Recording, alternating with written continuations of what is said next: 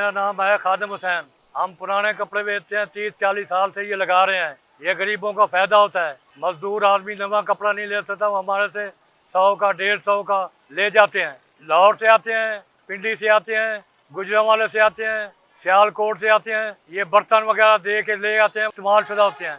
ये अमीर लोगों के होते हैं, गरीबों का फ़ायदा हो जाता है। हम धुलाई करते हैं, इन्हें धुलाई करके 40-50 रुपये लग जाते हैं।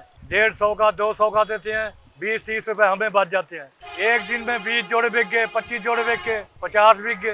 पहले कम थोड़ा था, अब ज़रा ज़्यादा हो गया है। गरीब लोग नवा कपड़ा ले नहीं सकते, ये लेकर मजदूरी पे पहनते हैं। नवा सूट सिला भी नहीं सकते, आजकल सिलाई भी महंगी है। कोई अपनी खुशी के लिए ले जाते हैं, शादी वास्ते ले जाते हैं, बाजार से वो नहीं ले सकते।